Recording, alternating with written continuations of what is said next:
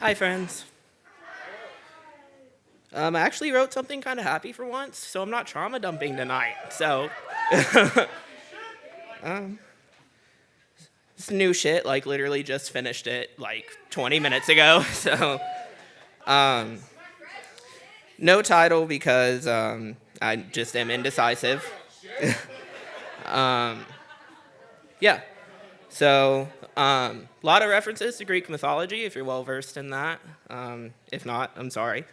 Yeah. I wonder if Midas ever grew tired of his touch, if he despised Dionysus for denying him the trials of turning things to dust. Let that marinate in your minds for a moment. I know what you're thinking, but just bear with me. I'm going to tell you a story about gold and dust and love, and why Midas' gift was truly a curse I wouldn't wish on anyone. I'll begin with the gold that the gods granted me in the form of the most beautiful human I've ever seen. Black and blonde curls caressed their cheek where my touch was always meant to be. Blue eyes so deep that I felt a lot like what I imagined Jason would have felt if the Argos had sailed upon an undiscovered sea. And while I never learned how to swim, when those eyes locked with mine, fear lost all of its definition. I dove right in. I've been out to sea ever since with no desire to ever see land again. I knew instantly. This was the love I'd been on my knees praying for Aphrodite to bestow upon me for as long as I've known how to speak. It's funny how the gods operate because this ethereal beauty had always been right in front of me, oblivious to their advances for years, yet still connected by a red string of fate. When we finally met in the middle, when the fates decided to no longer keep the string so taut, a fire burned within me so big and blindingly bright, it had to have been Prometheus himself that ignited it. I thought I knew what being alive felt like until their hand grabbed mine.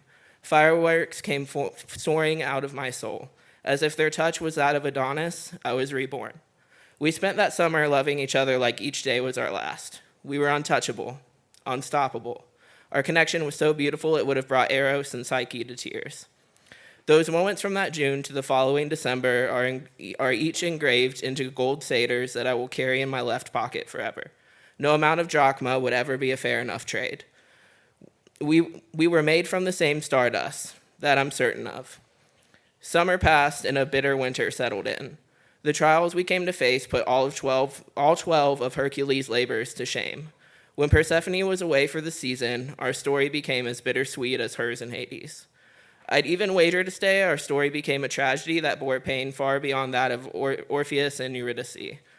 We were still gold, but it became caked with dust. I guess you could say I had the opposite of Midas' touch. But here's where he got it wrong and why his gift was cursed.